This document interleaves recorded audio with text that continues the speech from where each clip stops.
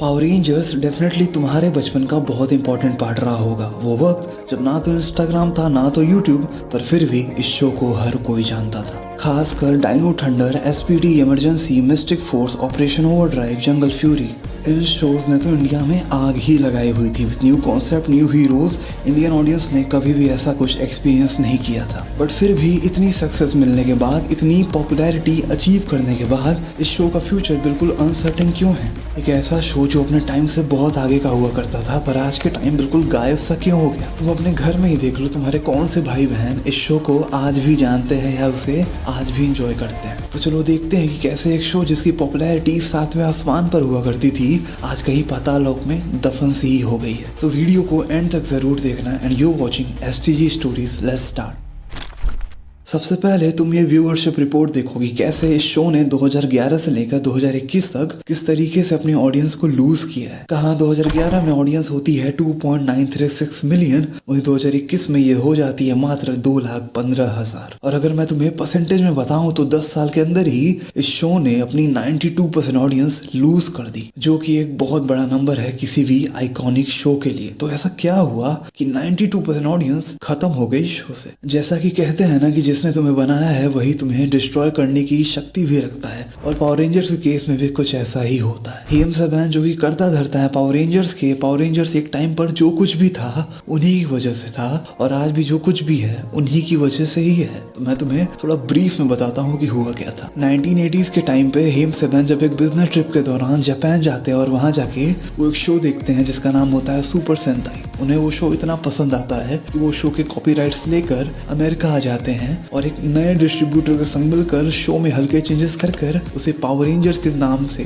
Launch कर देते हैं 1993 with Fox Kids. Power Rangers की पहली सीरीज का नाम होता है माइटी मॉर्फिन, जिसमें टोटल 3 सीजन होते हैं और टोटल 145 एपिसोड्स होते हैं। शो हिट होता है पूरे यूएस में और अगले 8 साल तक शो फॉक्स किड्स पर ही रन करता है। फिर 2001 में डिज्नी फॉक्स किड्स को एक्वायर कर लेते हैं और फिर इसके बाद पावर रेंजर्स की पॉपुलैरिटी 7वें आसमान पर होती है, क्योंकि डिज्नी का नेटवर्क चैनल बहुत बड़ा होता है जिसके जरिए पूरे वर्ल्ड में पावर रेंजर्स की ब्रॉडकास्टिंग होना शुरू हो जाती है। और यहीं से पावर रेंजर्स को अपनी एक मेजर ऑडियंस मिलती है इंडिया में भी विद चैनल जेटिक्स। उस टाइम पर जेटिक्स पर कमाल की सीरीज आती थी पावर रेंजर्स की इंडिया में, such as Dino Thunder, SPD, Mystic Force, Operation Overdrive, Jungle Fury, जिनमें ओवरऑल 30 से 35 एपिसोड्स हुआ करते थे।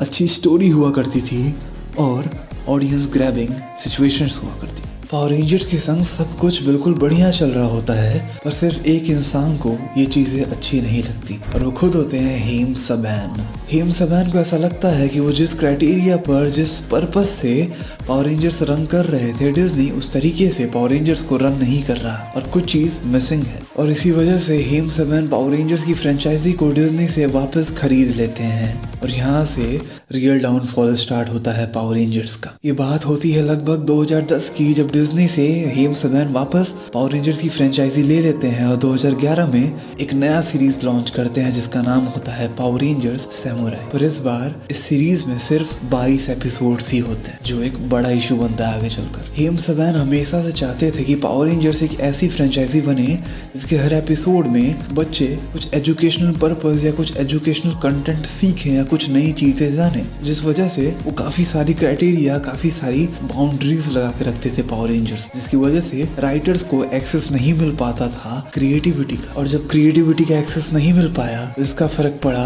शोज के नंबर ऑफ एपिसोड्स पे। कहाँ 90s के टाइम पे शोज के एपिसोड 60+ हुआ करते थे, वहीं 2011 में शो के एपिसोड्स मात्र 20-22 ही रह जाते हैं, जिसकी वजह से ऑडियंस रिटेंशन बन नहीं पाता।